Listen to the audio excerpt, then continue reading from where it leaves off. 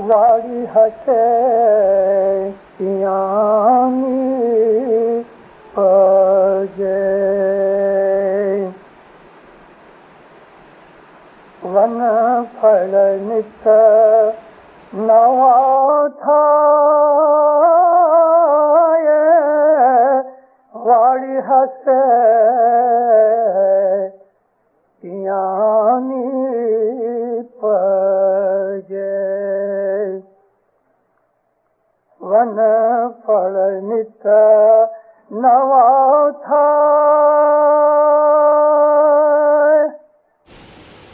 ستگر حسینیانی پجے دھرمی نت نوا تھائے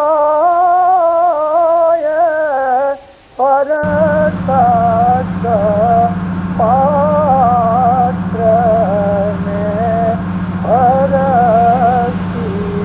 پرسینے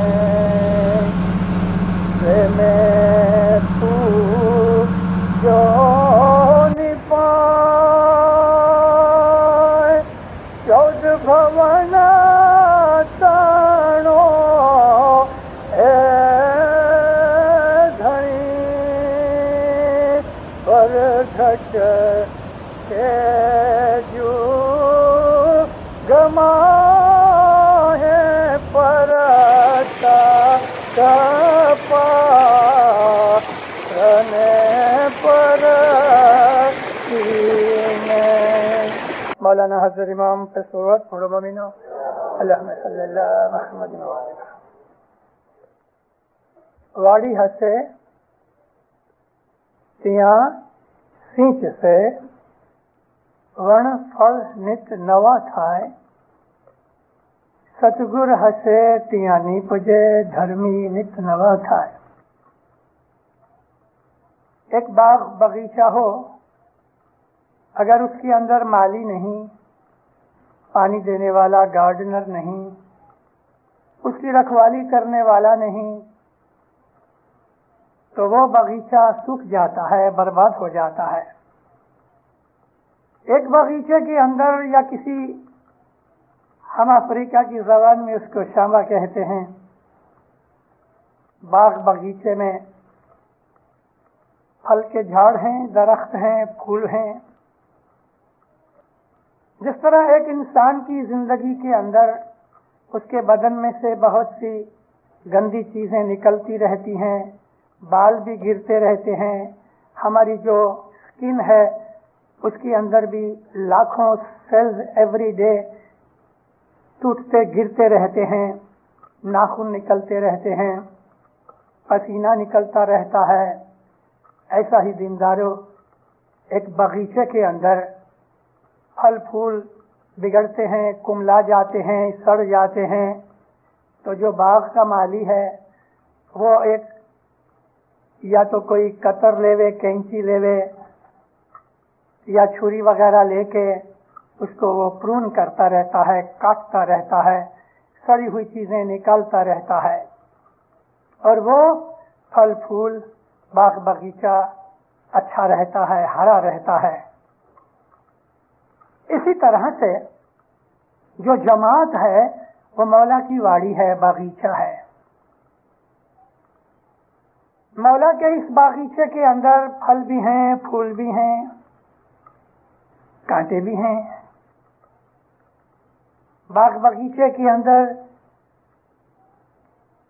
جس طرح سے پھل پھول پتے وغیرہ عمر کے حساب سے سڑ جاتے ہیں جھڑ جاتے ہیں گر جاتے ہیں اور جو نہیں گرتے تو ان کو مالی کاٹ کوٹ کے صاف کرتا رہتا ہے ایسا ہی جماعت کے اندر اپنا رحمت کرنے والا امام اپنی بے حساب رحمت اور دیا سے یہ کام کرتا رہتا ہے اور وہ کام کس طرح سے ہیں کہ ہم ہر روز جماعت خانے آ کے اپنے گناہوں کی معافی مانگتے ہیں जमात किस तरह से बागीचा है और फूल में से खुशबू आती है, फलों में से मिठास और स्वाद मिलता है। बाग बगीचे के अंदर खूबसूरत रंग होते हैं, कई शेड हैं कलर्स के, हर एक कलर के। ऐसा ही जमात के अंदर जो झाड़ पौधे प्लांट्स हैं वो एक हम इंडिविजुअल मोमेंट हैं। जिस तरह से एक फूल में से खुशबू निकलती है, किसी फल के अंदर से अच्छी रंगत और स्वाद मिलता है, ऐसा ही दीनदारों हमारे आमाल और अमल की खुशबू निकलती है। हम इबादत करते हैं, उस इबादत का असर हमारे माइंड और हमारे जिंदगी के ऊपर पड़ता है, वो हमारे अंदर खुशबू पैदा करती है। एक अच्छा मोमन जो है, आप उसके पास जाके बैठो, उसके मुंह से कोई भूंडी गंदी बात नहीं निकलेगी। एक मोमन के साथ सलूक करोगे, वो आपको हमेशा अच्छा ही मिलेगा। वो दगा फरेब नहीं करेगा, उसमें गंदगी नहीं है, उसमें कोई गिलाजत नहीं है, उसमें कोई डर्टीनेस नहीं है, वो अंदर बाहर से पाक और अच्छा है।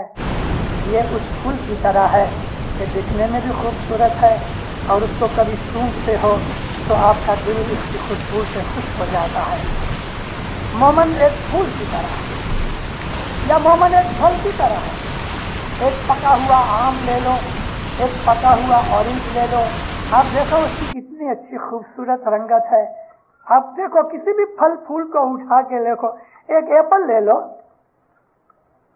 आप खुदा की कुदरत को देखो। उस एप्पल के अंदर अगर वो रेड कलर का है बाहर से, तो उस रेड कलर के अंदर भी थोड़े थोड़े शेड हैं।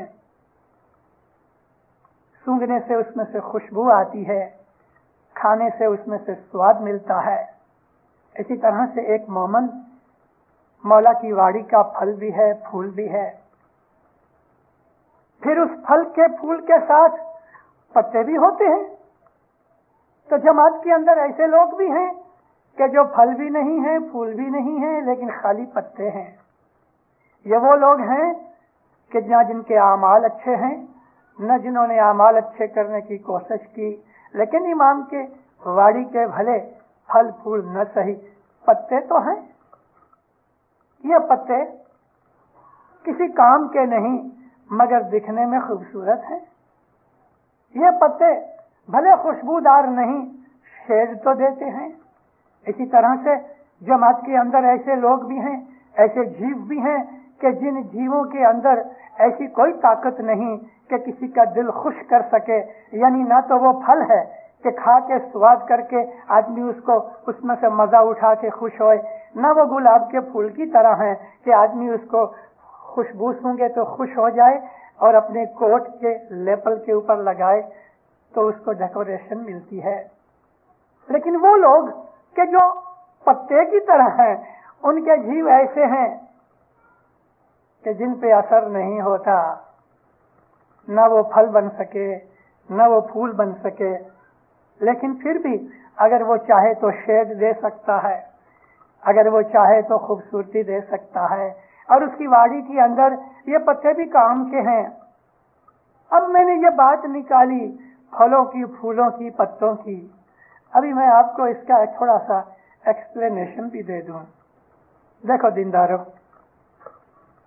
हम लोग जो इधर बैठे हैं, ये हमारा पहला जीवन नहीं।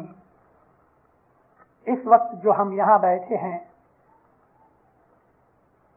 हम इस जिंदगी से पहले किसी और लाइफ में थे। ये जिंदगी हमारी पहली जिंदगी नहीं।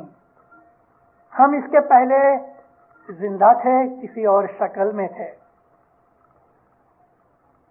हो सकता है कि हमारे में बाज आदमियों की ये जिंदगी पहली जिंदगी होवे और उनको मरने के बाद दूसरी जिंदगी नहीं मिले, लेकिन ऐसे थोड़े होंगे। हमारे में मेजॉरिटी ऐसे लोगों की है कि जो मरने के बाद फिर पैदा होंगे। ये तबके हैं, जीव के रूह के तबके हैं। कुरान पाक में हमें इस बात के इशारे मिले हैं। खुदा ने 2-3 जगह कहा है कि ये तुम कुछ पहली बार पैदा नहीं किए गए, और ये भी कहा कि तुम लोग मरे हुए थे, मैंने तुम्हें जिंदा किया, मैं फिर तुम्हें मौत दूंगा, फिर जिंदा करूंगा। ऐसी 27 जगहों के ऊपर अल्लाह ताला ने कुरान शरीफ में 27 आयतें हैं कि जिनके अंदर हमारी जिंदगी पास्ट और फ्यूचर की जिंदगी का जिक्र किया गया है। आम मुसलमान भाई इस बात को मानते नहीं और हमें उस चीज की कोई परवाह भी नहीं। हमारा इस्माइली मजहब जो है वो इस्लाम के शरीर में ब्रेन की तरह है, और ये लफ्ज मौलाना इमाम सुल्तान मोहम्मद शाह सल्लल्लाहु अलैहि के हैं। इमाम ने दरसलाम के अंदर एक दफा तालिका भेजा था। मौला फरमाया कि इस्लाम के बदन में इस्माइली मजहब ब्रेन की तरह है। तुम लोग, यानी इमाम फरमाया कि इस्माइली जो हैं वो मुसलमानों का लीडरशिप लेवें, उनको लीड करो, उनको सही इस्लाम की तरफ रागिब करो। वो हम कब करेंगे वो तो अभी मौला जानता है, लेकिन मुझे ये कहना था कि इस्माइली मजहब जो है वो इस्लाम के अंदर ब्रेन की तरह है, मग़ज़ है, एसेंस है। इस्लाम का एसेंस इस्माइली मजहब है। हमारा दीन इस्लाम है, लेकिन मजहब हमारा इस्माइली है। मजहब उसको कहते हैं कि दीन पे चलने के तरीके को मजहब कहते हैं। दीन के ऊपर हमारा दीन इस्लाम है, और इस दीन इस्लाम के अंदर 73 मजहब हैं, जिनको हम 73 सेक्ट कहते हैं। मजहब कहते हैं दीन पालने का तरीका, इसलिए हम अपने इस्माइली मजहब को इस्माइली तरीका कहते हैं, और हमारे मौला के फरमानों में बहुत दफा ये तरीके का लफ्ज़ आता है। हमारा तरीका हमारे दूसरे मेजॉरिटी मुसलमान भाइयों से जुदा है। हम जो समझते हैं वो लोग नहीं समझते, क्योंकि हमारे पास हर वक्त एक उस्ताद रहा, उनके पास उस्ताद नहीं रहा। वो स्कूल से भाग गए और जंगल में जाके दूसरे लड़कों की तरह, जिस तरह खेल तमाशे में उन्होंने स्कूल का वक्त निकाल दिया, हमने ऐसा नहीं किया। उन्होंने अली को छोड़कर, हमारे दूसरे मुसलमान भाइयों ने रसूलुल्लाह की आंखें बंद करने के बाद अली को छोड़कर स्कूल छोड़ दिया। वो क्लास में से गायब हो गए और भटकते रहे, उनको उस्ताद की टीचिंग नहीं मिली, वो जिधर थे वो उधर ही रहे। और ये उनकी कम नसीबी है कि उन्होंने अली का दामन छोड़ दिया। रसूल पाक सल्लल्लाहु अलैहि वसल्लम ने अपनी मौत के वक्त भी और उसके पहले भी मुसलमानों को कहा, मैं अपने बाद 2 चीजें छोड़ जाता हूं, और उन चीजों के साथ एक लफ्ज लगा दिया जिसको अरबी के अंदर सकलैन कहते हैं। सकल कहते हैं वजनदार, हैवी चीज को। फरमाया कि मैं अपने बाद 2 वजनदार चीजें छोड़ जाता हूं। यहां वजनदार से मतलब इंपॉर्टेंट, कि जो बहुत ही जरूरी हों, कि जिसके बगैर नहीं चल सके। और एक तो यह है किताबुल्लाह, दूसरी मेरी इतरत है। अगर तुम इन दोनों के साथ मिलकर रहोगे, इनको फॉलो करोगे, तो कभी गुमराह नहीं होगे। यूं ही नबी ने आंख बंद की, रसूलुल्लाह के आजू बाजू में रहने वाले जो बड़े सुहाबा थे, उन्होंने फौरन ही नबी की इस बात को भुला दिया। वो तो पहले से ही भूल के बैठे हुए थे। रसूलुल्लाह की वफात से पहले से ही ये प्लान बन चुका था कि जैसे ही नबी गुजर जाएंगे हम यूं करेंगे। पहले से प्लान बन गया था, और ऐसा ही हुआ। रसूलुल्लाह ने आंख बंद की, और नबी के जो टॉप मोस्ट सुहाबी थे, मैं अली को सुहाबियों में नहीं गिनता, रसूलुल्लाह के असहाब में अली को दूसरे मुसलमान सुहाबा में लेते हैं, मैं नहीं। क्योंकि अली खुद नबी के सक्सेसर हैं, वो सुहाबी नहीं। और अली और नबी एक ही हैं। अली और नबी एक ही घर में, एक ही फैमिली के हैं, और हम उनको अहले बैत कहते हैं। अहले बैत को असहाब में नहीं गिना जाता, और असहाब को اہل بیت میں نہیں گنا جاتا. اہل بیت جدی چیز ہے, اصحاب جدہ چیز ہیں. تو جو ٹاپ موسٹ صحابی تھے, ٹاپ موسٹ جو 5-7 جنے تھے, انہوں نے حضرت عمر کی لیڈرشپ کے اندر نبی کا جنازہ بھی چھوڑ دیا, نبی کی دفن کریا بھی چھوڑ دی, نبی کی باتوں کو بھی بھلا دیا. میں آپ کو کہہ چکا ہوں کہ یہ پلان پہلے سے بن چکا تھا, رسول اللہ کی حیاتی میں ہی بن گیا تھا کہ علی کو تخت پہ, خلافت پہ نہیں بیٹھنے دینا, چاہے کچھ بھی ہو جائے. بھلے نبی نے یہ بھی ڈیمانڈ کی کہ کاغذ اور قلم لاؤ تو میں تم کو رائٹنگ میں دے دوں, لیکن حضرت عمر نے, جو آدمی اٹھ کے جانے والا تھا, کاغذ اور قلم لانے اٹھا تھا, اس کا کوٹ پکڑ کے بٹھا دیا اور کہا کہ یہ آدمی یعنی رسول اللہ یہ تو بیماری کے اندر بکتا ہے. بکنے کے لفظ ہیں, کاغذ قلم نہ لانے دیا, ریٹن ڈاکیومنٹ نہ بنانے دی, کیونکہ پلان پہلے سے ایسا ہو گیا تھا. چلو انہوں نے اپنا رستہ بنا لیا. دنیا کی خلافت چاہیے تھی, مل گئی. اور پھر کیا خلافت نے فتور مچایا؟ ہسٹری پڑھتے ہو, پڑھو, آپ کو پتہ لگے گا. خلافت نے وہ فتور مچایا کہ ہزاروں نبی کے چاہنے والے, علی کو پیار کرنے والے, علی نبی کے عاشق, اہل بیت کے عاشق, سچے مسلمان, خدا کی عبادت کرنے والے سچے مومن تھے. ان کی گردنیں کاٹی گئیں, ان کے ہاتھ پاؤں کاٹے گئے, ان کی آنکھیں نکالی گئیں, ان کی ناکیں کاٹی گئیں, ان کے بچوں کو ان کی آنکھوں کے سامنے شہید کیا گیا. اور خود اتنا ہی نہیں, لیکن رسول اللہ کے جگر کے ٹکڑے کو بھی انہوں نے کربلا کے میدان کے اندر مار ڈالا, قتل کر ڈالا. 50 برس کے بعد, کربلا کے واقعہ کے 50 برس کے بعد, دوسری صدی کی شروعات کے اندر ایک بہت بڑے عالم کو ایک رولر نے, عراق کے ایک رولر نے, ادھر بیٹھے ہوئے بغداد کے ایک راجہ حاکم نے اس عالم کو پوچھا کہ بھلا مجھے یا حضرت یہ بتاؤ کہ اگر کوئی انسان مکھی کو مار ڈالے تو اس کے لیے شریعت کا کیا حکم ہے؟ کہتا ہے عراق والے مجھے مکھی کے مارنے کی اس کے لیے مسئلہ پوچھتے ہیں, فتویٰ پوچھتے ہیں کہ مکھی کو مار ڈالنے کا کیا فتویٰ ہے. ارے تم نے رسول اللہ کے نواسے کو مار ڈالا تو کسی نے فتویٰ نہیں پوچھا. تو ہمارے مسلمان بھائی علی کا گھر چھوڑ کے نبی کی نافرمانی کر کے گمراہ ہو گئے. مت سمجھنا کہ یہ اسماعیلی جماعت خانے کی 4 دیواری کے اندر میں یہ بات بول رہا ہوں. مولانا حاضر امام کی رحمت سے میں نے 10,000 سنیوں کے اندر یہی بات کہی ہے. محض سنی بھائی کیوں کہی کہ میرے پیچھے ہتھیار ہے, ان کی ہی لکھی ہوئی کتابیں بغل میں ہیں, کسی کی طاقت ہے بول سکے. اور میں آپ کو جو چیز کہہ رہا ہوں وہ سنی سورسز میں بھی ہیں. گمراہ ہو گئے. لیکن ہم جو اس وقت بہت تھوڑے تھے, ہم سے میرا مطلب علی سے پیار کرنے والے, نبی کو چاہنے والے, اہل بیت سے محبت کرنے والے, خداوند عالمین کی سچی عبادت کرنے والے تھوڑے سے جو مومنین تھے, انہوں نے علی کا دامن چھوڑا نہیں. ان علی کے دامن میں رہنے والوں نے بڑی بڑی تکلیفیں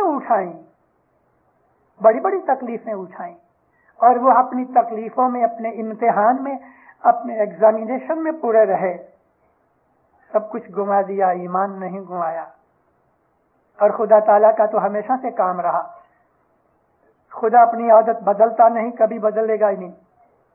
وہ اپنے مومنوں کو, اپنے عاشقوں کو ٹیسٹ کرتا رہتا ہے, اور پھر ذرا بھی تھوڑے سے سلپ ہو جاتے ہیں تو اس کو پھر نکال دیتا ہے. اے جی, قرآن شریف کی اس اشارے کا یہ ایک جنان میں پاٹ ہے. اللہ فرماتا ہے کہ اللہ تمہیں تمہاری اولاد, مال, तुम्हारी बदन, तुम्हारी जो कुछ भी दुनिया के अंदर पोजेशन है, उसमें तुम्हारा इम्तिहान लेगा। अथर्वेद माहे इम भाखिया शमारो तोले मुनिवरनो ईमान एतिया ओछा खोटा काढ़ी नाख से जिम तंबोली कातरी नाखे पान। अथर्ववेद से यहाँ मतलब कुरान पाक है, क्योंकि हमको पीर सदरुद्दीन ने कहा कि अथर्ववेद तो घनिये कुरान, अथर्ववेद ही कुरान का नाम है। लेकिन हिंदुओं के अंदर इस्माइली मजहब दाखिल करने के लिए उनको कह दिया कि देखो कुरान है वही अथर्ववेद है, और अथर्ववेद है वही कुरान है। उसमें यूं फरमाया अल्लाह ने कि शामारो तोले मुनिवरनो ईमान, मोमिनों को टेस्ट किया जाएगा। खुदा ने तो मोमिनों को तो टेस्ट करना है, उसने तो नबियों को भी नहीं छोड़ा टेस्ट करने में, हर एक नबी को टेस्ट किया। तो नबी से जो छोटे थे मोमिन थे उनको भी टेस्ट किया। नबियों का टेस्ट बहुत बड़ा था, मोमिनों का छोटा था। ऊंचे दर्जे के मोमिन होते हैं उनका टेस्ट ऐसा ही होता है। तो फरमान किया कि जो खुदा ताला से मोहब्बत करने वाले हैं उनका ईमान तोला जाएगा, और फिर जो फेल हो जाएंगे उनको इस तरह से डिस्कार्ड कर देगा, इस तरह से काट के फेंक देगा कि जिस तरह से एक तंबोली पान बेचने वाला खराब रस जो पान होता है उसको काट के फेंक देता है। यही बात मैंने पहले पाठ में आपको सुनाई कि जो बगीचे का माली है वो माली भी इसी तरह से सड़े हुए पत्तों को काटता रहता है, सड़ी हुई झाखड़ियों को तोड़ता रहता है, ताकि दरख्त जो है, प्लांट है, वो अच्छा रहे, हेल्दी रहे। जमातों के अंदर ऐसी बातें बनती रहती हैं हर जमाने के अंदर, विदाउट एक्सेप्शन। हमारी इस्माइली जमात रही, हमारा नाम आज इस्माइली है। मौलाना शाह इस्माइल के पहले हमारा नाम शिया था, शिया ने अली था, अली से पहले हमारा नाम कुछ और होगा। हर जमाने के अंदर हम इस्माइली एक ही ग्रुप रहे हैं। जब से दुनिया बनी, सारी दुनिया में हर जमाने के अंदर जितने भी लोग थे, चाहे 10 करोड़ थे कि 100 करोड़ थे, लेकिन इंसानों का एक ग्रुप ऐसा रहा कि जो सच्चे रास्ते के ऊपर रहे, और उस जमाने की खुदा ताला की तरफ से हिदायत करने के लिए जो नबी भेजे गए उस नबी की हुक्म बर्दारी करते रहे। इंसानों के वो ग्रुप को हम इस्माइली कहते हैं। हम उस ग्रुप से लिंक चले आते हैं। हमारी लिंक 1000-2000 वर्ष की नहीं है। हर जमाने के अंदर जो सच्चे मोमिनीन थे उनको हमारे मजहब ने सतपंथी कहा, चाहे वो जमाने की लैंग्वेज में कोई भी जबान में उनका नाम होगा, लेकिन हमने उनको एक नाम दे दिया, सतपंथी। और उसी को अल्लाह ताला ने कुरान शरीफ के अंदर इबाद कहा। इबाद कहते हैं, आबिद की प्लूरल है, इबादत करने वाले। इबादत करने वाले जो है वो हर जमाने के अंदर थे। तो मौला अली के जमाने के अंदर जब खिलाफत हजरत अबू बकर और हजरत उमर ने झूठ ली, छीन ली, उनका हक नहीं था, और अली ने उनको कहा भी तुम्हारा हक नहीं, लेकिन मैं तलवार नहीं उठाऊंगा। अगर अली चाहते तो तलवार उठाते, अपना हक मांगते, क्या होता? इस्लाम खत्म हो जाता। दुश्मन ये चाहते थे कि अली अपने हक के लिए तलवार उठाए, क्योंकि इस्लाम कायम करने के लिए इसी अली ने हजारों आदमियों को, काफरों को अपनी जुल्फिकार से मारा है। और मुआविया का बाप अबू सुफियान अली के पास गया भी, ऐ अली, काहे को इसी तरह घर पकड़ के बैठे हो? तुम्हारा हक का खिलाफत बाहर आओ, मैं तुम्हारी मदद करूंगा, तुम मुझे आंख का इशारा करो, मैं मदीने की गलियां अपने सोल्जर से भर दूं। मौला अली कहते हैं, ओ बेवकूफ, ओ मलाऊन, तू मुझे बहलाने आया है?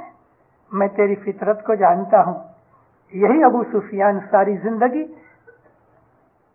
अली नबी के सामने लड़ता रहा, इस्लाम का सबसे बड़ा दुश्मन था। लेकिन जब मक्का फतह हो गया और ये सब तरह की लड़ाइयां लड़ लड़ के हार गया, कोई दूसरा रास्ता न रहा सिवा इसके कि या गर्दन काटी जाए इसकी या इस्लाम कबूल कर ले। तो काफिर तो मौत से डरता है ना, मौत से डर गया, मुसलमान बन गया। लेकिन मुसलमान बन गया कलमा पढ़ के, दिल की कालक तो न गई। मौला अली ने इसको निकाल दिया। बहुत थोड़े, अगर मैं संख्या कहूं तो जो मुझे मालूम नहीं, लेकिन जो किताबों हिस्ट्री के अंदर से मालूम होता है, तो मैं नहीं समझता कि 10,000 से भी ज्यादा सच्चे मुसलमान मौला अली के पीछे होते। इन लोगों ने बड़ी बड़ी दुख और तकलीफें उठाई। हम इस्माइलियों ने हर जमाने के अंदर अपने इमामों के हुक्म पे कुर्बानियां की। तो दीनदारों, हमारे अंदर, हमारी जमीयत में, हमारी फैमिलीज में सब जीव एक ही लेवल के नहीं थे। जो ऊंची लेवल के थे वो फल और फूल की तरह थे कि जो खुद कुर्बानी दे के जमात को बचाते रहे, सेवा करते रहे। हमारी जमातों के अंदर हर जमाने के अंदर ऐसे जीव रहे कि जिन्होंने दुख उठाए, तकलीफें उठाई, हर हालत के अंदर जमात की खिदमत करते रहे। इन लोगों में से मैं आपको एक की मिसाल दूं, सिर्फ एक की, इसलिए कि आप उसमें से कुछ सीख सको। अबू ज़र ग़िफ़ारी नाम के एक आदमी थे। अबू ज़र ग़िफ़ारी मौला अली के बड़े प्यारे थे। रसूलुल्लाह भी उसको बहुत प्यार करते थे। इसके बड़े बड़े बच्चे थे, बहुत बड़ी फैमिली थी। सबको छोड़ छाड़ के जब ये रसूल पाक की खिदमत में आया, तकरीबन 55-56 बरस की उम्र थी, और मौला के हुजूर में आके, अली के हुजूर में आके इसने इस्लाम कबूल किया और अली नबी की मोहब्बत और दोस्ती के अंदर इसने इबादत की। रसूल अकरम ने जब इसको मुसलमान बनाया तो बैत करते वक्त कहा, ऐ अबू ज़र, इस बात के ऊपर मैं तेरी बैत कबूल करता हूं कि कुछ भी हो जाए हक बात कहना। इसने कहा, या रसूलुल्लाह, मैं इस बात पे बैत करता हूं कि मैं हर वक्त हक बात कहूंगा चाहे कुछ हो जाए। और हकीकत में उसने मुंह में से निकाला हुआ वचन पूरा किया। मालदार आदमी था, बहुत बड़ा कबीला था।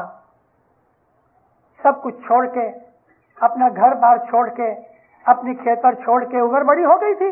बच्चों को कह दिया, मैंने खूब दुनिया के अंदर ऐश आराम किया है, अब मैं बाकी की जिंदगी खुदा की राह में लगाता हूं। तो इधर आ गया मदीने के अंदर। सच्चा आदमी था, आबिद और परहेजगार था। मैं आपको एक और बात भी कह दूं, हमें हिस्ट्री में से यह बात का पता लगता है कि आम मुसलमानों के साथ मिलके जो रसूल अकरम वाज नसीहत वगैरह किया करते थे, इसके अलावा दरवाजे बंद करके छुपी रीत से ऐसे 40-50 आदमी थे कि जिनके साथ बैठ के नबी कुछ और गुफ्तगू किया करते थे कि जो आम लोगों को पता नहीं है। ये चीज हमको हिस्ट्री में से बहुत मिलती है। इन 40-50 आदमियों के साथ थोड़े से और भी आदमी थे, तकरीबन 300 के करीब ऐसे लोग थे कि जिनको असहाब सुफ़ा कहते हैं। ये वो असहाब थे कि जो मस्जिद के बाजू में ही एक छोटा सा शेड बनाया गया था। ये 300 आदमी अपना घर बार छोड़ के महज खिदमत के लिए ही, क्योंकि उम्र इनकी बड़ी हो गई, बच्चे बड़े हो गए थे और फैमिली की कोई भी जवाबदारी, रिस्पॉन्सिबिलिटी इनके ऊपर नहीं थी, तो ये लोग सुरबंदी हो गए। ये लोगों ने लाइफ डेडिकेट कर दी। हमारे यहाँ ये जो लाइफ डेडिकेशन है, मत समझना कि 5,000 शिलिंग या 5,000 रुपया लेके हम ये लाइफ डेडिकेशन देते हैं, और लाइफ डेडिकेशन इंग्लिश लफ्ज होने की वजह से हमको कुछ नवाई लगती है। अरे ये लाइफ डेडिकेशन तो रसूलुल्लाह के जमाने में थी, मुसलमानों को पता नहीं है, सिर्फ आलम हिस्ट्री में पढ़ लेते हैं, लेकिन उसमें से सीखते कुछ भी नहीं। ये 300 आदमी जो असहाबे सुफ़ा थे, इनकी उम्रें काफी बड़ी हो गई थी और फैमिली की कोई जवाबदारी नहीं थी।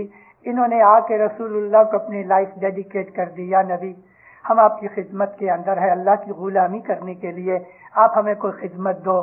तो नबी किसी को वाज करने के लिए इधर भेजते थे, किसी को कारसाजी लेने के लिए इधर भेजते थे, किसी को ज़कात इकट्ठी करने के लिए भेजते थे, किसी को मैसेज दे के किसी और के पास भेजते थे। ये असहाबे सुफ़ा लाइफ डेडिकेशन के मेंबर्स थे। इनमें 40-50 ऐसे लोग थे कि जो हायर ग्रेड के थे। उनमें एक ये अबू ज़र ग़िफ़ारी था। इसके ऊपर हजरत उस्मान ने जो जुल्म किया, बात छोड़ दो। हजरत उस्मान तीसरे खलीफा थे और वो बनी उमैया में से थे। उस्मान का दादा और मुआविया और सुफियान का दादा एक था। बनी उमैया के खानदान में से चले आते थे, इसलिए इसके दिल के अंदर बनी उमैया की जो मोहब्बत थी, उस मोहब्बत की वजह से इस्लाम को बहुत नुकसान पहुंचा। एक अंधा प्रोफेसर इजिप्ट में थोड़े बरस हुए गुजर गया। मैं नसीबदार हूं कि मैं ऐसे शख्स को मिला हूं। कैरो में मैंने उसकी एक दफा मुलाकात की थी। उसका नाम ता हुसैन, TAH, ता हुसैन। अंधा था लेकिन यूनिवर्सिटी का प्रोफेसर था। उसने बड़ी अच्छी अच्छी किताबें लिखी हैं और मुझे खुशी है कि अगरचे वो सुन्नी था, लेकिन उसने जो किताबें लिखी हैं वल्ला बिल्ला बिल्कुल न्यूट्रल होके लिखी हैं। उसने लिखा है कि हजरत उस्मान जो थे उन्होंने डिसऑनेस्टी की।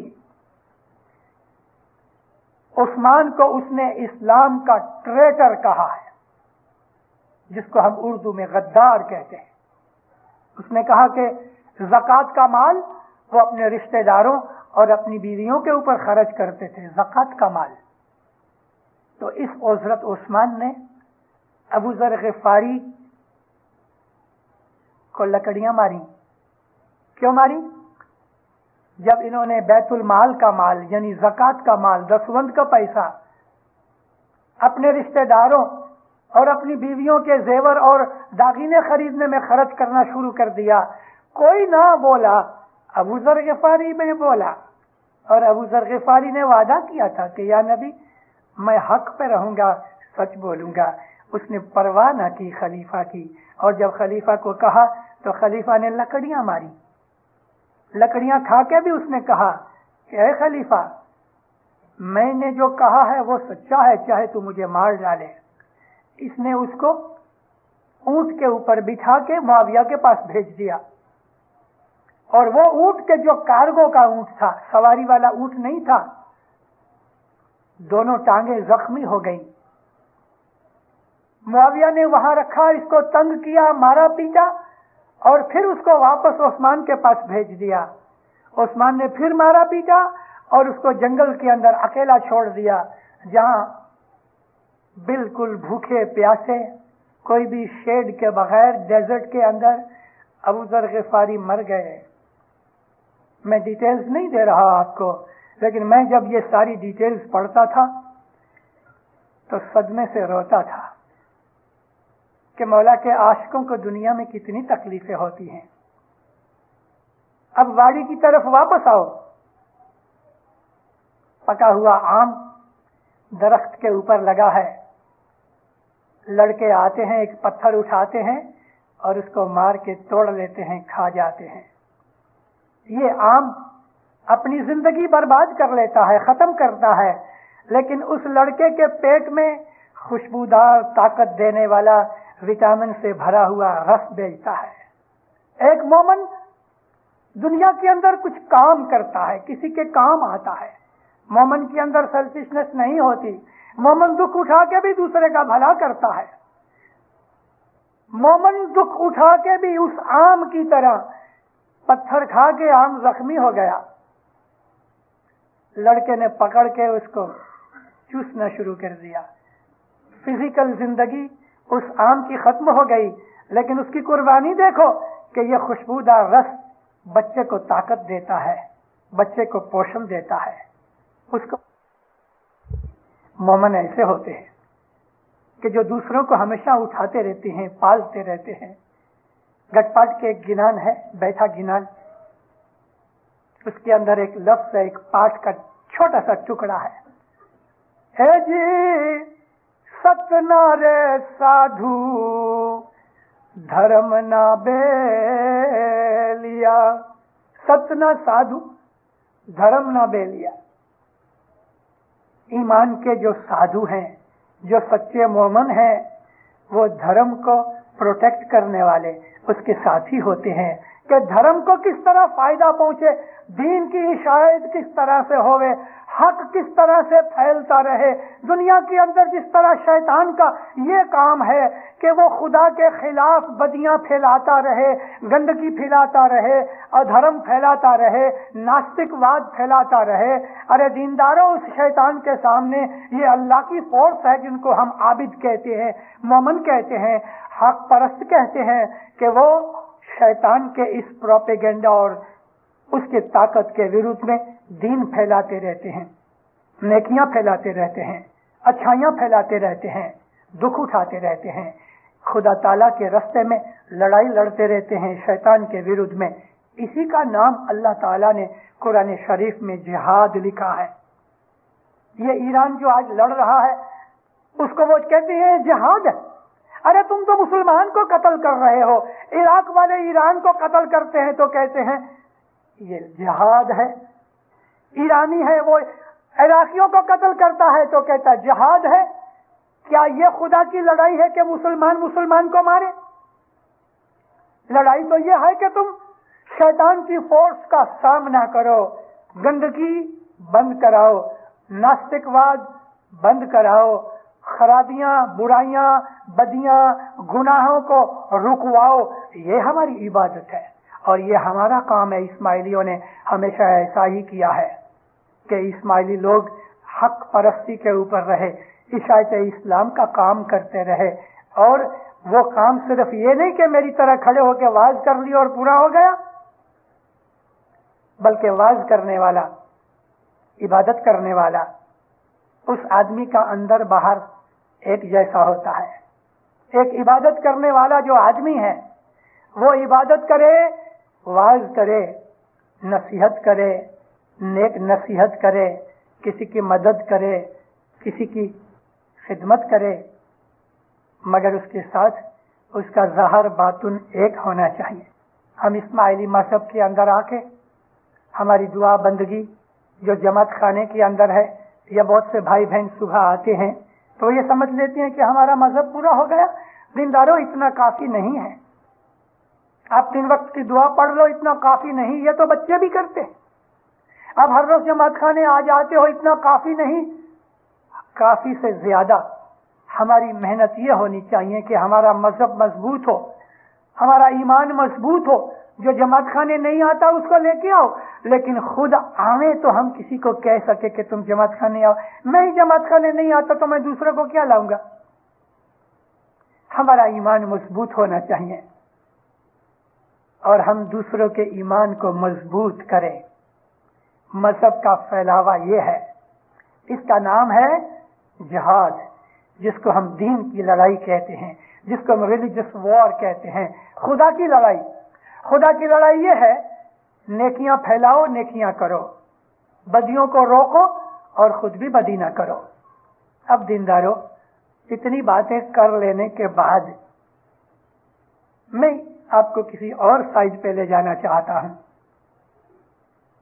वो साइड ये है कि इसी पाठ के अंदर कि जमात मौला की वाड़ी है,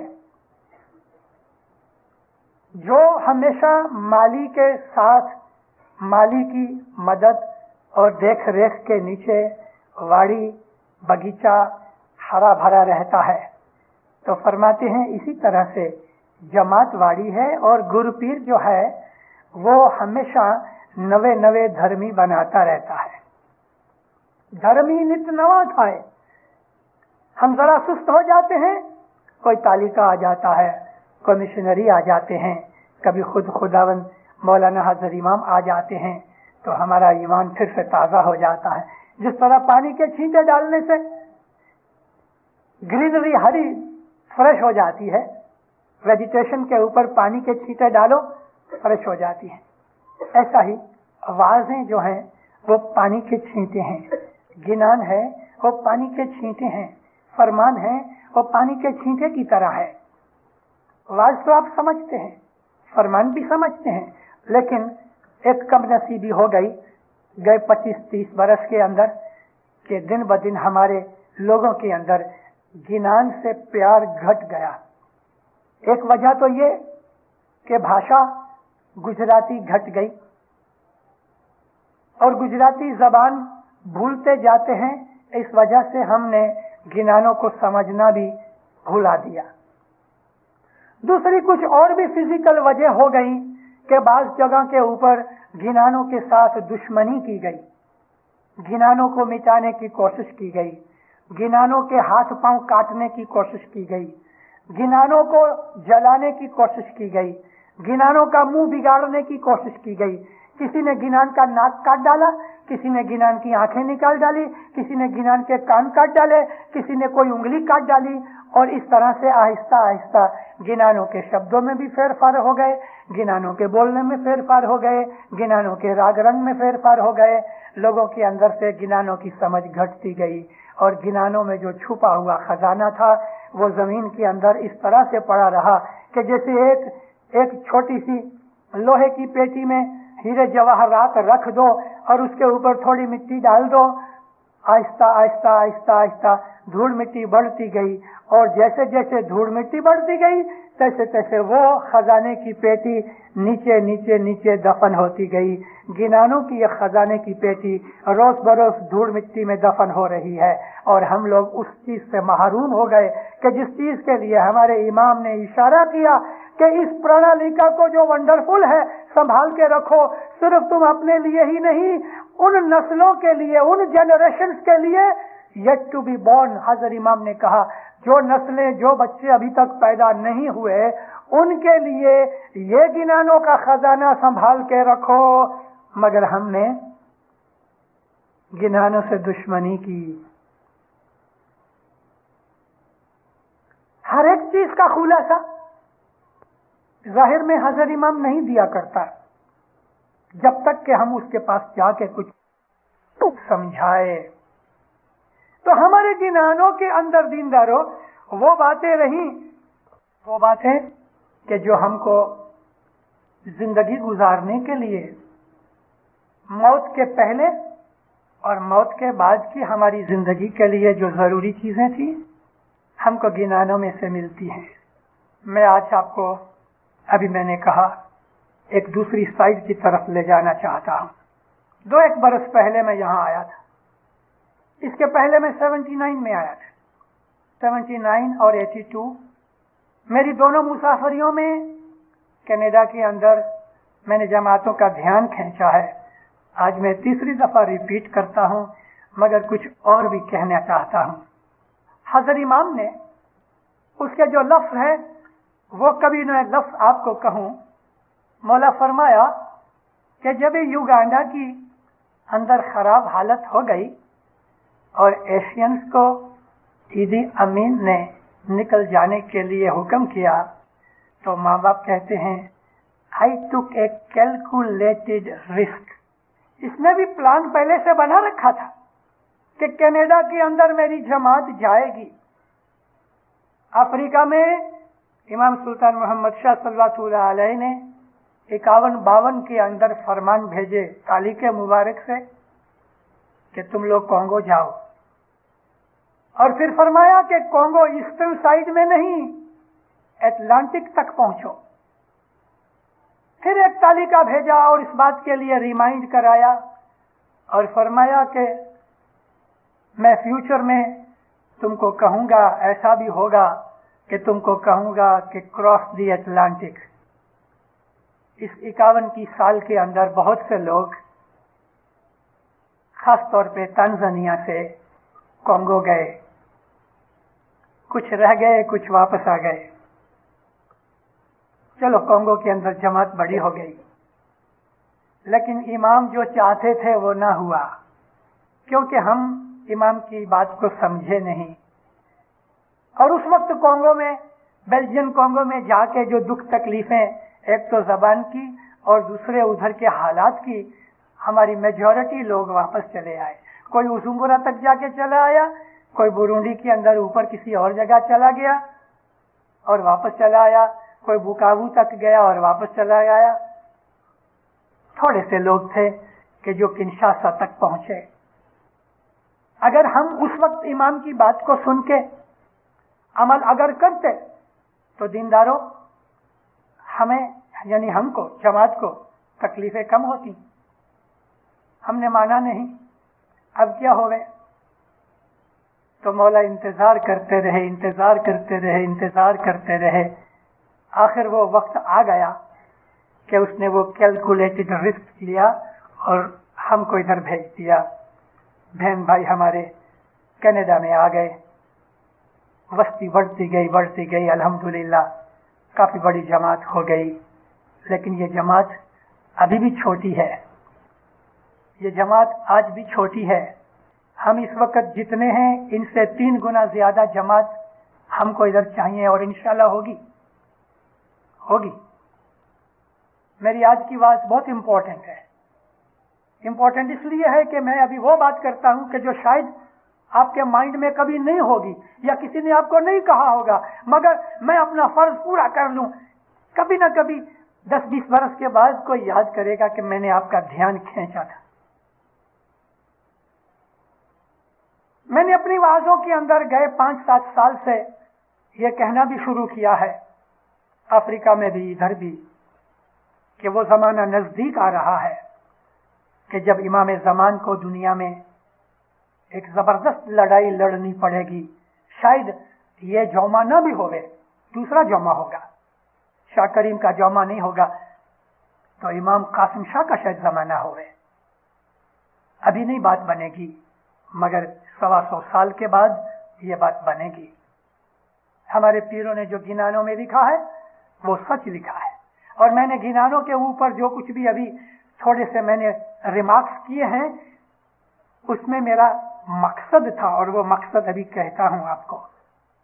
हमको 900,000 बरस से ये चेतवनी दी गई कि आहिस्ता आहिस्ता आहिस्ता दुनिया के अंदर नास्तिकवाद, गुनाह, बदमाशी, शैतानपना, इविल चीजें बढ़ती जाएंगी, बढ़ती जाएंगी, बढ़ती जाएंगी, यहां तक बढ़ जाएंगी कि दुनिया में मुट्ठी भर सच्चे मोमन रहेंगे। दुनिया में जीना मुश्किल हो जाएगा।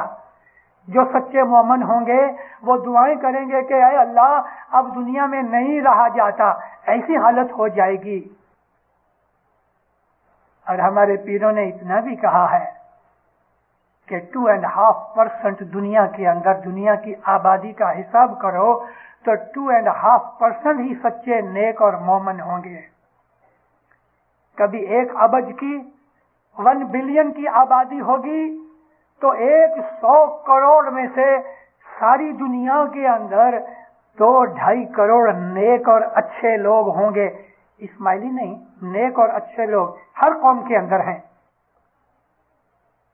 और इस्माइलियों में भी सब नेक तो अच्छे नहीं हैं, इस्माइलियों में भी बदमाश और शैतान जैसे हैं। मगर यहां तो मैं बात करता हूं नेक और अच्छे लोगों की, कि 1 बिलियन अगर वस्ती होवे, आज लगभग 4.5 बिलियन की वस्ती है, और कभी मैं 125-30 बरस बाद की बात करता हूं, तो कोई नवाइद नहीं कि 22nd सेंचुरी के अंदर, आखिर में 22nd सेंचुरी की आखिर में शायद दुनिया में 10 बिलियन आदमी होंगे। कभी 10 बिलियन होंगे तो 10 अरब आदमियों के अंदर आपको दुनिया में 25 करोड़ आदमी नेक शायद न भी मिलेंगे। लेकिन पीरों ने कहा है कि 20 में से आधा यानी 2.5% हुआ। 20 में से आधा दुनिया के अंदर धर्म होगा, 19.5 हिस्से गुनाह और पाप होंगे, 97.5% बदियां बुराइयां होंगी, 2.5% अच्छाइयां और अच्छे लोग होंगे। तो जब ये बात बन जाएगी, आबिद लोग खुदा से दुआएं करेंगे और दुनिया के ऊपर गुनाह और बदियां, शैतान पना और ईविल चीजें ज्यादा हो जाने के कारण से जमीन कांपेगी, जमीन ध्रुजेगी, धरती कंप आएंगे, वावाजोड़ा आएगा, पानी के फ्लड्स आएंगे, जमीन बीमार हो जाएगी। जिस तरह बीमारी में पसीना निकलता है, ऐसा जमीन के ऊपर फ्लड्स आएंगे। बीमारी के अंदर बदन कांपता है, जमीन के अंदर जलजले आएंगे, जिसको हम अर्थक्वेक्स कहते हैं। किसी किसी जगह जमीन अंदर की आग बाहर निकालेगी, जिसको हम वोल्केनिक फोर्सेस कहते हैं। इस तरह से जमीन दुखी होगी, क्योंकि गुनाह करने से जमीन को दुख मिलता है। और जमीन दुखी होने के कारण से क्या होगा? अनाज घट जाएगा, पानी पीने का घट जाएगा, खाना पीना घट जाएगा, तंदुरुस्ती घट जाएगी, बीमारी बढ़ जाएगी, मौतें जल्दी जल्दी होंगी। फिर भी बस्ती बढ़ेगी, मौतें जल्दी होंगी, हजारों आदमी एक साथ फ्लड्स में और अर्थक्वेक में मर जाएंगे, फिर भी बस्ती बढ़ती जाएगी। और बस्ती बढ़ जाने का भी कारण पीरों ने कहा है। बस्ती क्यों बढ़ेगी, फिर उसको भी मैं कहता हूं आपको। उसमें हमको क्या करना है? तो इस तरह से जब वो वक्त आ जाएगा, एक तरफ मोमन दुआएं मांगेंगे, दूसरी तरफ जमीन दुखी हो रही है, तब वो अल्लाह का नूर उस जमाने के अंदर जो भी इमाम का वारा होगा, वो इमाम नर कासिम शाह खड़े होके एक लड़ाई अरेंज करेंगे। दैंत कालिंगा के साथ लड़ाई लड़ी जाएगी। दैंत कालिंगा किसी एक इंडिविजुअल आदमी का नाम नहीं, इविल फोर्स को दैंत कालिंगा कहा गया। और उनका जो उस जमाने के अंदर लीडर या हाकिम होगा, वो खुद दैंत कालिंगा समझ लो। जबरदस्त लड़ाई होगी। उस लड़ाई के अंदर दैंत कालिंगा की तरफ तो 97.5% आबादी होगी, मेजोरिटी उधर होगी। कोई नवाई की बात नहीं है कि हिंदुस्तान कम्युनिस्ट हो जाए, कोई नवाई की बात नहीं है कि साउथ अमेरिका के अंदर भी कम्युनिज्म जो जारी है वो भी हो जाए। दुनिया के अंदर कम्युनिज्म बढ़ेगा, ये कम्युनिज्म ही दैंत कालिंगा है। इसके पास साइंस भी आएगी। एक जमाना आएगा, शायद हमारे पोतरे देखें या उनके भी बेटे देखें, थर्ड जनरेशन को शायद पता लगे, लेकिन अभी से हमको उसकी निशानियां मिलती हैं। सूरज निकला नहीं, लेकिन सुबह की पौ फटी है। इस तरह से पीरों के वो गिनान जो आज से 900 बरस पहले के 1000 बरस पहले लिखे गए, उनकी आज लाइन, रोशनी की लाइन नजर आ रही है। और वो ये है कि साइंस बढ़ती जाती है, बढ़ेगी। चाइना पावरफुल होएगा, बहुत पावरफुल होएगा। सारी दुनिया मिलके भी चाइना से घबराएगी। अमेरिका की कोई क्लास नहीं होगी उस वक्त चाइना के सामने, न रशिया की कोई क्लास होगी। यही चाइना है कि जो सारी दुनिया को हिलाएगा। जब वो लड़ाई लड़ी जाएगी तो अपना तो लश्कर बहुत थोड़ा होगा। मैंने आपको कहा 2.5% दुनिया में नेक होंगे, और वो सबके सब नेक आदमी हजर इमाम के मुरीद तो नहीं होंगे ना। हजर इमाम को मानने वाले तो शायद 0.5% होंगे, और उन मानने वालों के अंदर भी दुख में पड़ के जान देने वाले, लड़ने वाले, कुर्बानी देने वाले, मौला की खातिर मरने वाले तो बहुत थोड़े होंगे, तो मौला का लश्कर बहुत थोड़ा होगा। तो ये थोड़े लश्कर से मौला लड़ने कैसे जाएगा? तो हमको पीरों ने कहा है कि उस वक्त रूहानियां आएंगी, रूहानियां 5 करोड़ लेके राजा पहलाज आएगा।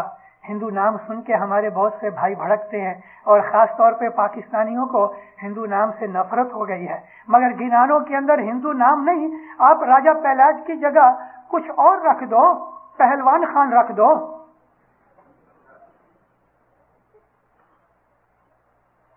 हरिश्चंद्र कहते हो तो उसकी जगह हुरमत खान कर दो। हमको नाम से कुछ बात नहीं, मगर उसके अंदर छुपी हुई बात को तो समझो। युधिष्ठिर को यार खान कह दो तो राजा पहलाज 5 करोड़ लेके आएंगे, राजा हरिश्चंद्र 7 करोड़ का लश्कर लेके आएगा, युधिष्ठिर के साथ 9 करोड़ रूहानियां होंगी, ये 33 करोड़ रूहानियां भी सदरुद्दीन के भी 12 करोड़ साथ हैं। तो फिर कहते हैं कि ये सब रूहानियां आएंगी, 4 युग की रूहानियां आएंगी। हम लोगों को नवाई लगती है। कुरान पाक अल्लाह फरमाता है, ऐ मोहम्मद याद कर अपनी उस बात को कि बदर की लड़ाई में तेरे पास थोड़े से आदमी थे। बदर की लड़ाई में हुई पहली लड़ाई इस्लाम की, जिसमें 313 मुसलमान थे, 1050 काफिर थे और सारे अरबस्तान के अंदर माने हुए मशहूर योद्धे उधर थे बनी उमैया के। 313 मुसलमान थे जिनके 3 आदमियों के पास तलवारें थीं, सिर्फ 3। घोड़ा तो एक आदमी के पास नहीं था।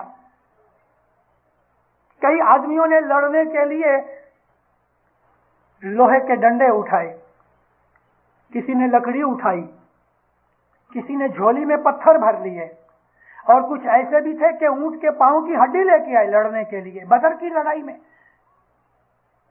तो अल्लाह कुरान शरीफ में फरमाता है, मोहम्मद याद कर कि बदर की लड़ाई में हमने 3000 फरिश्ते भेजे तुम्हारी मदद करने के लिए, जिनको तुम नहीं देखते थे लेकिन काफर देखते थे।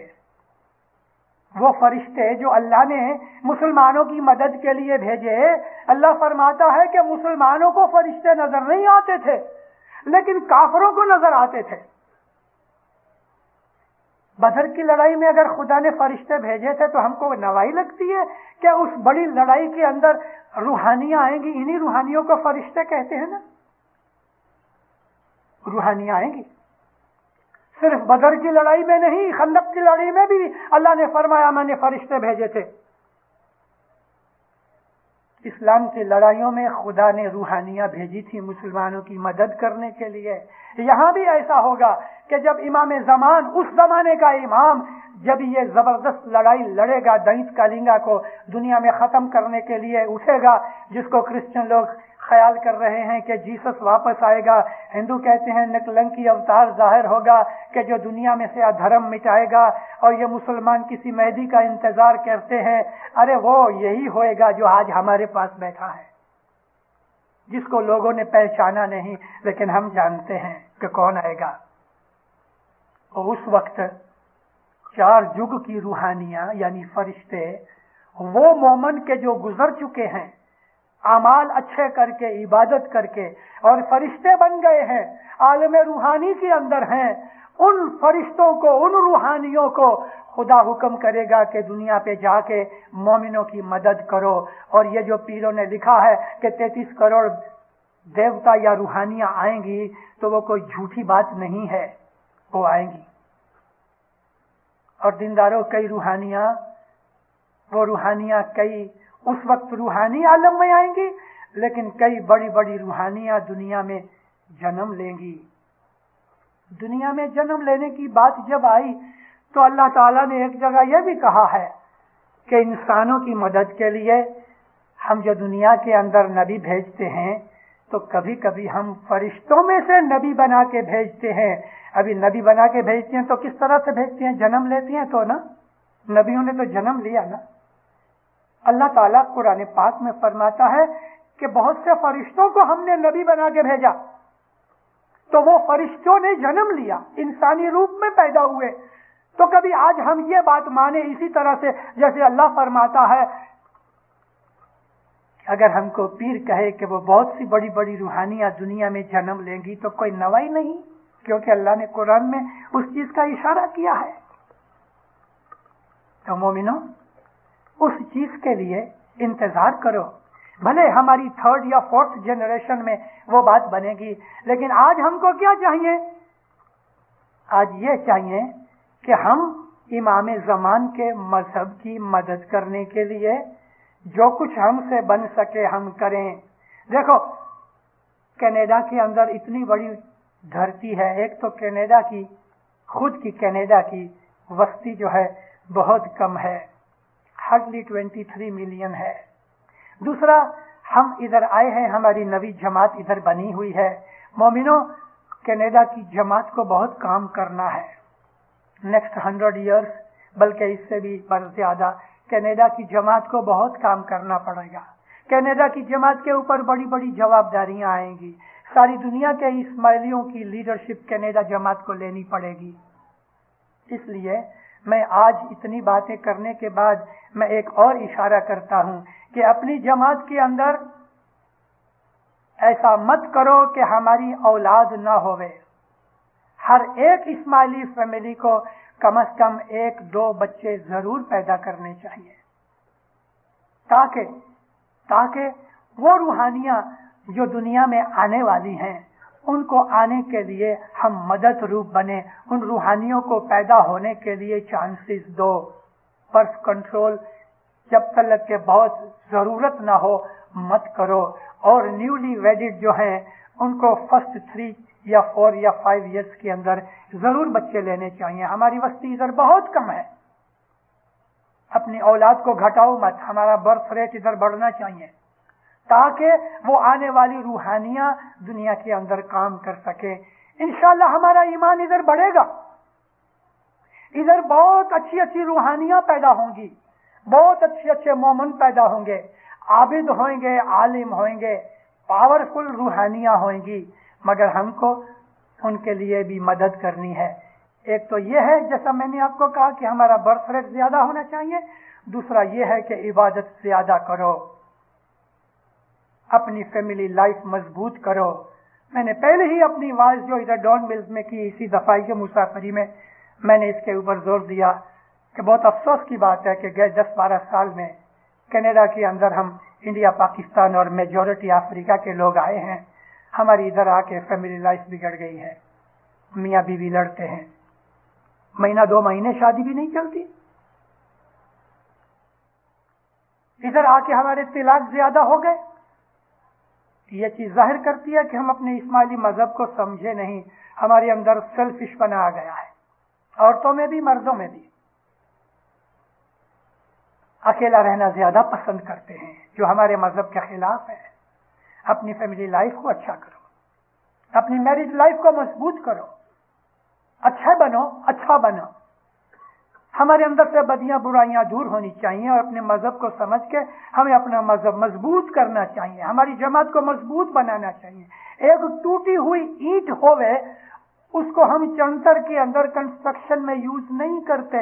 इसी तरह से एक इंडिविजुअल इस्माइली अगर वो खराब है तो सारी जमात की कंस्ट्रक्शन के अंदर वो टूटी हुई ईंट कमजोर होएगी।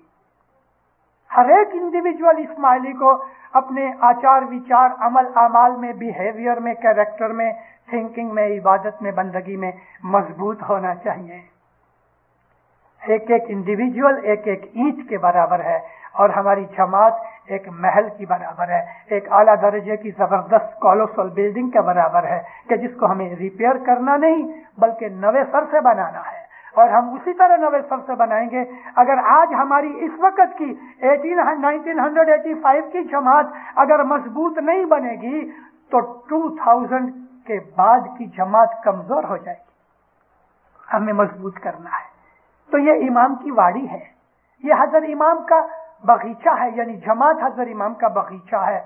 اور حضرت امام نے نئی زمین خرید کے نویسر سے ادھر نرسری بنا کے نویسر سے ادھر چھوڑ لگائے، باغیچہ بنایا، پھل پھول لگائے.